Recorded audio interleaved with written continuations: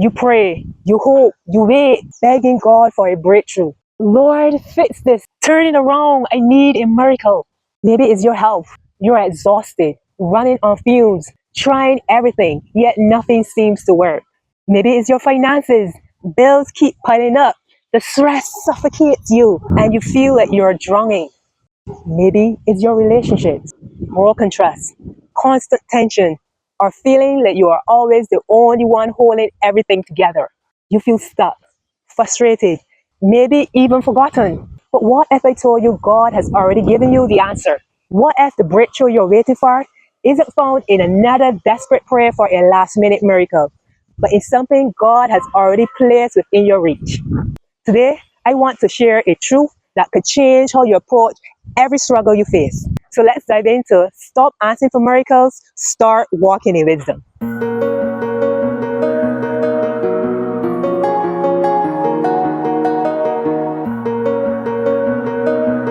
When we think about miracles, we picture moments where the impossible becomes possible. A person given months to live suddenly healed with no medical explanation. A house engulfed in flames, yet a Bible remains untouched.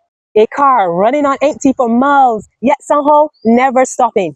Miracles do happen, but here's the problem. Miracles in the Bible weren't random. They were God's way of revealing his power and purpose in moments of crisis. The Israelites didn't build a bridge over the Red Sea. God parted it. The 5 loaves and 2 fishes didn't multiply because of a smart investment. Jesus multiplied them. Peter didn't perform CPR on Tabitha. God raised her from the dead. Miracles suspend natural laws. They are God's emergency intervention. But here's the thing. We were never meant to rely on miracles to get through life. And that's where wisdom comes in. Proverbs 4:7 reads, wisdom is the principal thing. Therefore, get wisdom. And with all thy getting, get understanding. The literal Hebrew translation reads, the beginning of wisdom is to acquire wisdom. And with all your possession, acquire understanding. The word principle in Hebrew, risha, means beginning, first, the most important thing. So Solomon is showing us the steps to become truly wise. So step 1 is to acquire wisdom. Before you can walk in wisdom, you must receive it from those who have it. So learn it from teachers, elders, and traditions.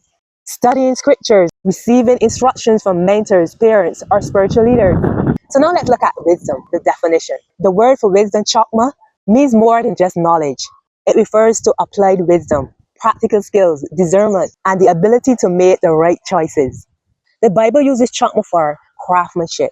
God gave wisdom to Bezalel to skillfully build the tabernacle. Exodus 31:2-5. It was also used for leadership and decision making. Solomon asked for wisdom to govern Israel with justice. 1 Kings 3:9. In Jewish thought, wisdom is not self-made. It is passed down through the Torah, oral teaching, and life experiences. Before we can apply wisdom, we must acquire it from reliable sources. Imagine someone constantly overspending and then praying for a financial breakthrough. A miracle might wipe out their debt, but without wisdom, they will be in the same mess again. Or think about health. Many people neglect their bodies, ignore warning signs, and then beg God for healing. While God can heal, wisdom teaches us how to care for our bodies so we don't need constant healing. Miracles are temporary relief. Wisdom is a permanent solution. Miracles solve problems once. Principles create a lifestyle of success. That's because principles are God's automated success system. But Proverbs 4:7 doesn't just stop at wisdom. It says, with all thy getting, get understanding. So step 2 in the process to become truly wise is to get understanding. So what is understanding? The Hebrew word for understanding, bina, means discernment, the ability to distinguish truth from deception, insight, seeing the deeper meaning behind things, connecting the dots, recognizing how different pieces of wisdom fit together. Once you acquire wisdom, you must take it further by developing understanding. You take what you learn and make sense of it, see how it applies to your life. So in other words, wisdom is given, but understanding is developed. Wisdom gives you principle. Understanding helps you to apply them effectively. You can have wisdom but struggle if you don't know how to use it. That's why God commands us to seek both. Wisdom without understanding is misapplied truth. So let me share a little of my journey with you. When I started focusing on my health in 2013, I was convinced that a plant-based diet was the best way to eat. After all, in the Bible, God originally gave Adam and Eve plants to eat, so it made sense, right? And to be fair, going plant-based did help me a lot. I felt better, I had more energy, and made real progress in my health. But something still wasn't right. I noticed I had food sensitivity to nuts, and certain grain left me feeling bloated. It was frustrating.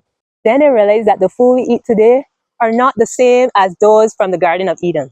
Food has changed drastically over time through crossbreeding and hybridization. Many fruits, vegetables, and grains have been altered, making them harder for some people to digest. On top of that, modern farming practices have depleted the soil, leading to a decline in the nutrient content of our food.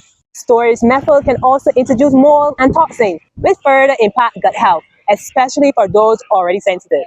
Now, I was born prematurely, which meant my body didn't get the best start. Premature babies often have weaker immune system and higher risk for allergies and gut issues. I realized that healing my gut is the key before I can even think about the perfect diet. The lesson that was learned? Wisdom said eat from the earth, but understanding showed that we must listen to our body and adjust based on our unique health needs. Health is a journey, not a one-size-fits-all plan. I truly believe this is a missing link to many of the struggles people face, whether in marriage, financing, parenting, or health. Too often we resist learning from others because we don't see the importance of submitting ourselves to teaching and mentorship. But wisdom isn't self-made. It must be acquired from those who have already walked the path. That's why I chose to invest in coaches for different areas of my life. I realized that if I wanted to thrive, not just survive, I needed mentors who could teach me, challenge me, and hold me accountable. And guess what? That's exactly what the Bible teaches. Moses had Jephthah's wisdom to help him lead Israel. Exodus 18:14-24. Joshua had Moses train him before taking over leadership. The disciples had Jesus to guide them for 3 years. So if you want to thrive, you need a mentor. If you're struggling in marriage, finances, parenting, business, or health, ask yourself, who is speaking wisdom into my life? Am I open to learning, or am I trying to figure out everything on my own? Wisdom teaches that we cannot do life alone. We need guidance, correction, and perspective from those ahead. That's why the Bible says in Proverbs 11:14, where there is no guidance, a people fall, but in abundance of counselors, there is safety. Proverbs 19:20 says, listen to advice and accept instructions that you may gain wisdom in the future. Now, if you are tired of just getting by, it is time to stop surviving and start thriving. So are you ready to surround yourself with wisdom and take the next step toward thriving?